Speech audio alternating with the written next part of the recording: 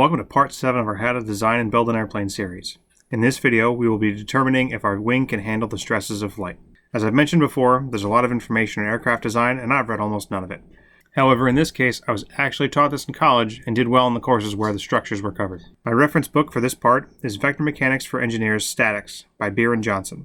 The information in this book can be found below. As I mentioned in my previous videos, I use an Excel sheet to make life easier when doing these calculations. If I find something that doesn't work, I can go back, change a few base numbers, and all of the calculations automatically carry through. With this part, it is extremely helpful as we will be trying to optimize our wing structure since it is the heaviest component that we will be building. That being said, you can probably get away with not doing this part, as long as you're using a standard wing construction and build something that doesn't seem fragile and not too beefy as well. The thing we need to calculate here is the maximum stress in our structure. Stress is the pressure that is on each component of our wing. If the stress is too high, your structure will crack and fail, and since it's an airplane, it's going to fail pretty spectacularly. So to start with, this book doesn't reference airplane construction at all. Lucky for us, the support and loading setup we have is an evenly loaded cantilever beam that's on either side of the fuselage. So we will pretend that the fuselage is immobile, and we will apply an upwards force on the wing for the lift. This force is what we call a distributed load, meaning that we have an even pressure across the wing. Wing shape is going to come into play again here. If you are using a constant chord wing like we are, that distributed load can be approximated as being applied in the middle of the wing. So back in episode 3, we determined that we have 5.6 pounds of lift for our whole wing area. We are only applying the force of one wing, or 1/2 of our span, so that is half of our total load at 2.8 pounds. That is applied at 1/4 of the span, which is 9 inches. This exact thing can also be done if you have a delta wing.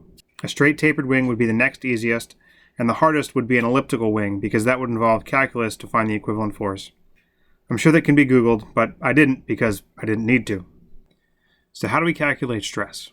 Stress is going to be equal to a moment times a distance to the top or bottom of the wing divided by the moment of inertia. So we know what a moment is. We calculated one for our tail. We know what distances are. We can measure them or calculate them. In this case, we're going to calculate it. And the moment of inertia, and this is the textbook definition of it, it's the sum of the products of each particle in the body with the square of its distance from the axis of rotation. And this sounds really complicated, but basically it quantifies the rigidity of the shape.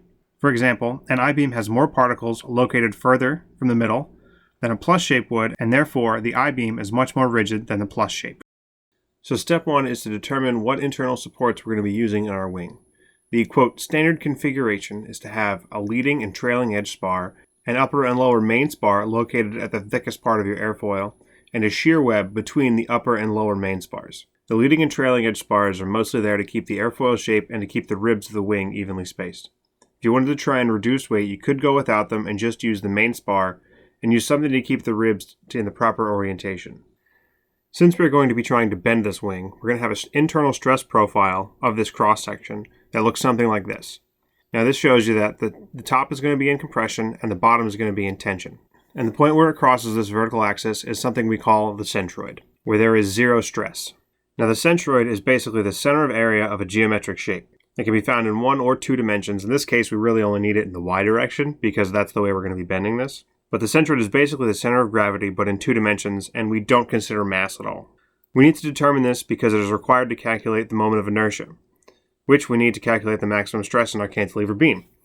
We also need it to determine dy in our stress calculation. So the first part of this is to build a table, because I found that the easiest way to do it, and this is where using Excel is going to help, but you can do this by hand if you need to. So we're going to have 1 row for each component of our structure, and we're only going to run through the calculations for one of these components, because they're really all the same. First thing we need to list is the x and y component for each spar. So since we're going to do the upper main spar for this example, it's 1/4 by 1/4. So now we're going to multiply those together and get an area for that spar. And then we're going to add up all our areas and get a total cross-sectional area for our structure. So this next part is probably the hardest step of this whole process, and that is determining x bar and y bar. So x bar and y bar are the centroid location of each component relative to some constant point. So I used the lower left-hand corner of the airfoil as my 0 point and measured everything from there. You can use any point in space that you want. You could make it 3 miles away. It just makes doing these numbers a little harder. So you're going to take your airfoil plot from Airfoil Tools, along with your component dimensions, to determine the centroid location relative to that point. Don't forget you have to multiply all of your plot points by your chord length to get the actual plot points for your wing. So in our case, we're going to multiply every point in both the x and y direction by 5.125 inches. So after doing a little bit of thinking, we determined that our x bar is 1.7585 and our y bar is 0.7158 inches. So now we're going to multiply each x bar and y bar by the area to get x bar A and y bar A.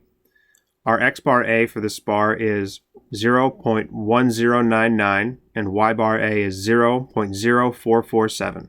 So now we're going to determine our centroid location in the y direction. We're going to sum up all of our y bar A's, and we find that for this case it's 0.1794, and then we're going to divide that number by the sum of our total area to get our large y bar, which is our centroid in the y direction, which is located at 0.3121 inches from that zero plane we measured originally. Now that we have the centroid, we need to calculate the moment of inertia, or I. Since we don't have a regular shape, we need to do this as a composite beam. We're going to break this down into several components, the spars we already have it broken down into, and then we're going to add them up for a composite I. So we're going to stick with our upper main spar and start with calculating I for that component alone. This table is found in the back of every statics book and every structures book that I've ever had. Since we have a square and we're going to bend it along the x-axis, we're going to use the equation 1/12 base times height cubed. So we find that I is equal to 0.000302 inches to the fourth. Now we need to determine dy, which is the distance from the centroid of our composite beam to the centroid of our component. So everything on the same side of the centroid, meaning above or below, needs to have the same sign. In this case, I chose everything above the centroid to be negative because it was just easier for me that way doing the calculations. So our dy is minus 0.4037 inches. Now we have to determine I structure, which is how much we are contributing to the total I of our composite beam. To find that, we're going to add together our I for our component, which is 0.000302. And we're going to add that to our area for our component times dy squared. So once you get to this point, you just add up that last I calculation for all of your components, and you get a composite beam I. For this, our total I is 0.0408 inches to the fourth. So if you bothered to model your wing in a CAD program, you can get this I pretty quickly with just a couple of clicks. So if you're still watching, we're finally on the home stretch for calculating the maximum stress that we're going to find in our wing. So we need to calculate the maximum stress at the top and bottom of our wing. So if you remember, our stress is equal to m times dy divided by I. M is our moment applied by our lifting force, which is 1/4 span of 9 inches times our load of 2.8 pounds, which is 25.3 inch-pounds. We're going to need to do this calculation twice with two different dy's. Our dy for the top is 0.53 inches, and our dy for the bottom is 0.28 inches. And I is 0.0408 inches to the fourth. So when we put dy top in this calculation, we find that the stress at the top is 329 psi. And when we put dy for the bottom in, we find that the stress at our bottom is 172 psi. So these are the stresses we'll have at level flight with our maximum load.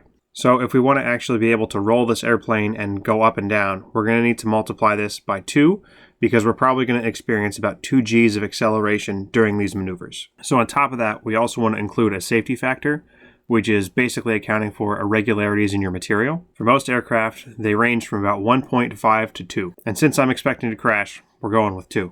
We get the stress at the top of our wing is equal to 1,316 psi in compression, and the stress at the bottom of the wing is 1,690 psi in tension. The last thing we need to do is compare these values to the maximum stress allowable by balsa wood. So looking around on the internet, I found that in compression, balsa wood can withstand 1,750 psi, and in tension can withstand 2,886 psi. As you can see, our maximum stress is less than the maximum allowable stress for balsa wood. If you wanted to, this is the point where you would go back and resize your structures to get the maximum stress that you're calculating to be closer to the maximum stress for the balsa wood. But I'm good with a little extra strength, so I'm going to stay where I am. That's it for part 7 of our How to Design and Build an Airplane series, where we determined that our wing can withstand the rigors of flight. Check out our next video where we're going to be drawing up some plans for this airplane. If you have any comments, questions, concerns, ideas for future airplane or non-airplane projects, please leave them in the comments below. Please like, share, and subscribe. Thanks for watching.